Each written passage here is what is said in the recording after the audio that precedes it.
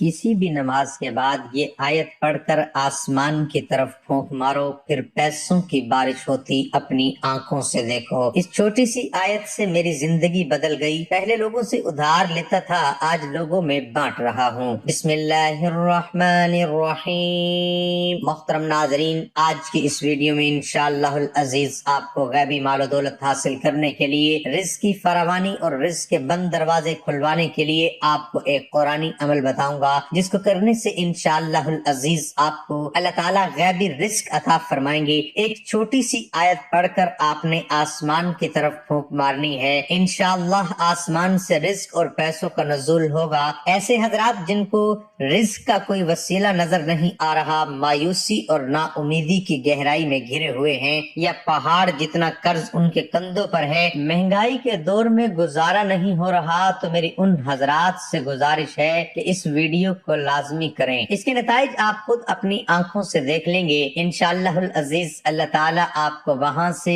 رزق عطا فرمائیں گے جہاں سے آپ کا گمان بھی نہیں ہوگا۔ یہ عمل رزق کے بند دروازے کھلوا دیتا ہے، اور اللہ تعالیٰ پیسوں کے ایسے اسباب بناتا ہے کہ انسان وہاں تک سوچ بھی نہیں سکتا۔ محترم ناظرین، اللہ تعالیٰ کے بے شمار خزانے ہیں، اور اس کے خزانے کی کوئی انتہا نہیں ہے۔ بس ماننے والا صحیح نیت اور یقین کامل کے ساتھ مانگے تو اللہ تعالیٰ اپنے خزانہ غیب سے اس کو عطا کر دیتے ہیں۔ جو لوگ در در کی خاک چھانتے ہیں اور کچھ حاصل کرنے میں ناکام رہتے ہیں، وہ سب دروازوں کو چھوڑ کر اگر ایک اللہ رب العزت کا دروازہ پکڑ لیں تو پھر انشاءاللہ العزیز محتاجی ہمیشہ ہمیشہ کے لیے ان سے دور ہو جائے گی۔ سامعین، یہ وظیفہ کو پڑھنے سے پہلے کچھ باتیں ذہن نشین کر لیں۔ اس عمل کو یقین کے ساتھ کریں، شک عمل کو ضائع کر دیتا ہے۔ توجہ کے ساتھ عمل کریں، بے توجہی سے پڑھی یا مانگی جانے والی دعائیں ہوا میں گم ہو جاتی ہیں۔ ہر عمل اللہ کی رضا کے لیے کریں، مالک راضی ہوگا تو کام بنے گا۔ فرائض کا اہتمام کریں۔ جو لوگ نماز اور دیگر فرائض ادا نہیں کرتے، ان کے اعمال بے اثر رہتے ہیں،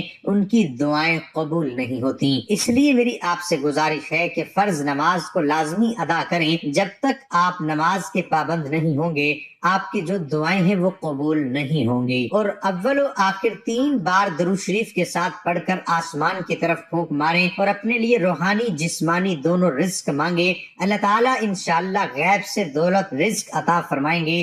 حضرت ابو ہریرہ رضی اللہ عنہ سے روایت ہے کہ رسول اللہ صلی اللہ علیہ وسلم کی خدمت میں ایک دیہاتی آیا اور اس نے عرض کیا، اے اللہ کے رسول صلی اللہ علیہ وآلہ وسلم، مجھے کوئی ایسا کام بتا دیجئے کہ اگر میں اس پر عمل پیرا ہوں تو جنت میں داخل ہو جاؤں۔ آپ صلی اللہ علیہ وسلم نے فرمایا، اللہ تعالیٰ کی عبادت کرو اور اس کے ساتھ کسی کو شریک نہ ٹھہراؤ، نماز پابندی سے پڑھو اور فرض زکوٰۃ ادا کرو اور رمضان کے روزے رکھو۔ دیہاتی نے یہ سن کر کہا، قسم ہے اس اللہ کی جس کے دست قدرت میں میری جان ہے، میں کبھی اس میں کمی پیشی نہیں کروں گا۔ پھر جب وہ پشت پھیر کر چلا گیا تو رسول اللہ صلی اللہ علیہ وسلم نے فرمایا، جس آدمی کو جنتی آدمی دیکھنے کی خوشی ہو تو وہ اس شخص کو دیکھ لے۔ رسول اللہ صلی اللہ علیہ وسلم نے فرمایا، جب مسلمان یا مومن بندہ وضو کرتا ہے اور اپنا چہرہ دھوتا ہے تو اس کے چہرے سے پانی کے ساتھ یا پانی کے آخری قطرے کے ساتھ وہ تمام گناہ معاف ہو جاتے ہیں جو اس نے اپنی آنکھوں سے دیکھ کر کیے تھے۔ پھر جب وہ اپنے ہاتھ دھوتا ہے تو پانی کے ساتھ یا پانی کے آخری قطرے کے ساتھ اس کے وہ تمام گناہ معاف ہو جاتے ہیں جو اس کے ہاتھوں نے کیے تھے۔ پھر جب وہ اپنے پاؤں کو دھوتا ہے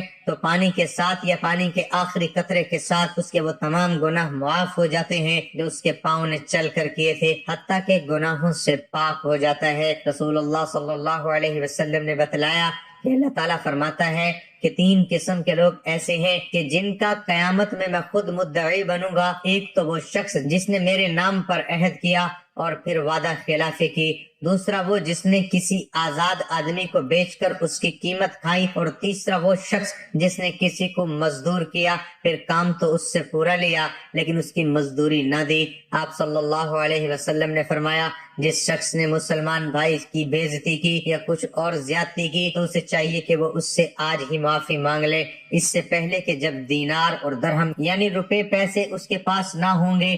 اگر اس کے نیک اعمال ہوئے تو اس کی زیادتی کے مطابق ان میں کمی کر دی جائے گی، اور اگر اس کے نیک اعمال نہیں ہوں گے تو اسے متعلقہ شخص کی برائیوں کو لے کر اس پر لاد دیا جائے گا۔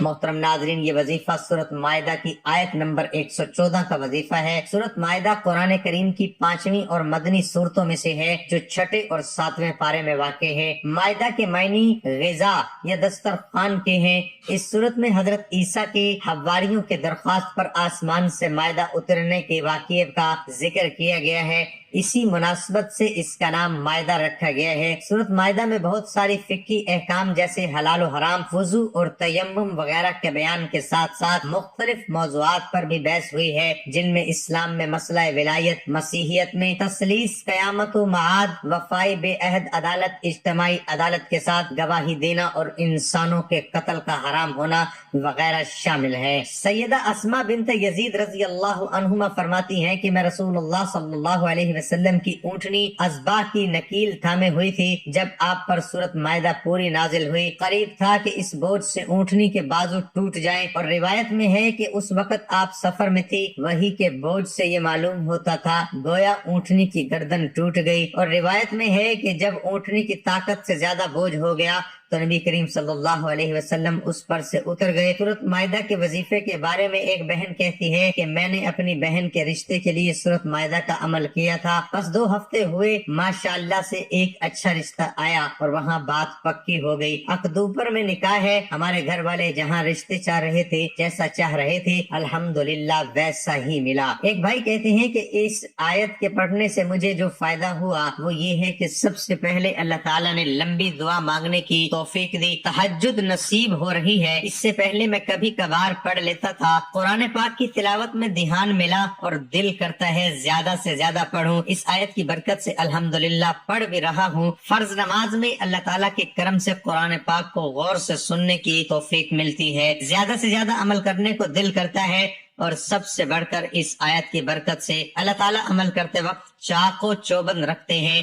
سستی نہیں آتی۔ جب دعا پڑھتا ہوں تو اپنے لیے جو بھی دعا مانگتا ہوں وہ امت کے لیے بھی مانگتا ہوں۔ یہ اس آیت کی برکت ہے کہ امت کے لیے مانگنے کی توفیق ملتی ہے۔ کمسن بچی کا اعمال پر یقین ہے، وہ کہتی ہے کہ میں نے اپنی بیٹی کو سورۃ مائدہ کی آیت نمبر 114 یاد کروائی ہوئی ہے، یہ بھی سمجھایا کہ 7 یا 11 دفعہ پڑھ کے آسمان پہ پھونک مار دو، جو بھی چیز چاہیے ہو انشاءاللہ مل جاتی ہے۔ سورۃ مائدہ کی آیت پڑھ کے پھونک ماری تو اگلے دن وہ سوٹ میرے پاس تھا۔ میں نے اس کو یہ بھی بتایا، میری بیٹی نے تقریباً 1 مہینہ پہلے نیٹ پر دیکھ کے کچھ کپڑوں یہ سورۃ مائدہ کی آیت نمبر 114 پڑھ کے پھونک ماری تھی، اس کو 3 سوٹ مل گئے۔ ماشاءاللہ آپ نے کرنا یہ ہے کہ آپ نے سب سے پہلے 3 یا 5 بار طاق و تعداد میں درود ابراہیمی پڑھ لینا ہے۔ اللہم صلی علی محمد وعلی آل محمد کما صلیت علی ابراہیم وعلی آل ابراہیم انک حمید مجید۔ اللہم بارک علی محمد وعلی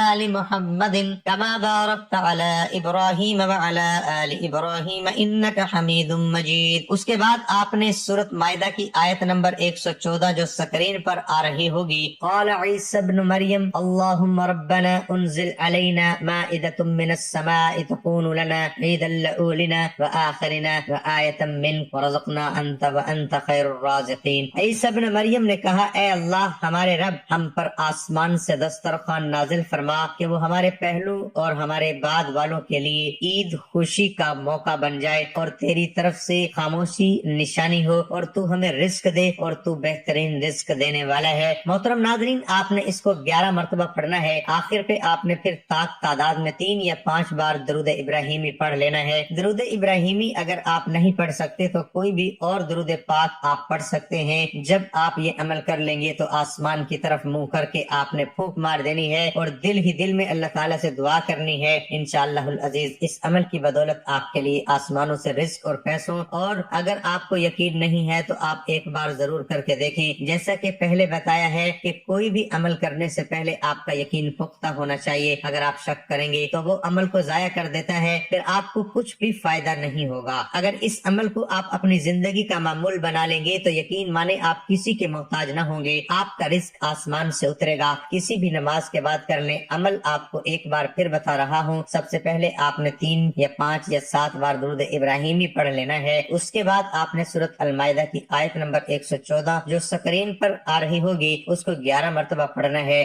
آخر پہ آپ نے پھر تاک تعداد میں 3 یا 5 یا 7 بار درود ابراہیمی پڑھ لینا ہے اور آسمان کی طرف منہ کر کے پھونک مار دینی ہے اور دل ہی دل میں اللہ تعالیٰ سے دعا کرنی ہے۔ انشاءاللہ العزیز اس عمل کی بدولت آپ کے لیے آسمانوں سے رزق پیسوں کی بارش ہوا کرے گی۔ ایک بار پھر بتا رہا ہوں، ہم آپ کو جو بھی عمل بتاتے ہیں اس کو یقین کامل کے ساتھ کیا کریں۔ اگر آپ کے دل میں تھوڑا سا بھی شک ہوگا تو وہ شخص عمل کو ضائع کر دیتا ہے۔ آپ کو کوئی بھی عمل، کوئی بھی وظیفہ فائدہ نہیں پہنچا سکے گا، اس لیے کوئی بھی عمل کرنے سے پہلے آپ کا جو یقین ہے وہ پختہ ہونا چاہیے۔ اللہ تعالیٰ ہر چیز پر قادر ہے، وہ انسان کو وہاں سے عطا کر سکتا ہے جہاں سے اس کی سوچ بھی نہیں، وہ پتھروں کے اندر کیڑوں کو عطا کر سکتا ہے تو وہ پھر اپنی اشرف المخلوقات کو کیوں نہیں دے گا؟ جس کو اس نے پیدا کیا ہے اور اس کے رزق کا اس کے ساتھ وعدہ کیا ہے تو اس کو کیوں نہیں عطا کرے گا؟ بس مانگنے والا جو سائل ہے اس کو مانگنے کا طریقہ آنا چاہیے۔ اس عمل کو اگر آپ اپنی زندگی کا معمول بنا لیں گے تو یقین مانے آپ کسی کے محتاج نہیں ہوں گے۔ آخر پہ میری آپ تمام حضرات سے گزارش ہے کہ ہمارے وظائف کو اپنے دوستوں، اپنے رشتہ داروں کے ساتھ بھی شیئر کیا کریں تاکہ زیادہ سے زیادہ لوگ ان سے استفادہ حاصل کر سکیں۔ اچھی بات بتانا بھی صدقہ جاریہ ہے۔ اللہ تعالی ہم سب کا حامی و ناصر ہو، آمین ثم آمین۔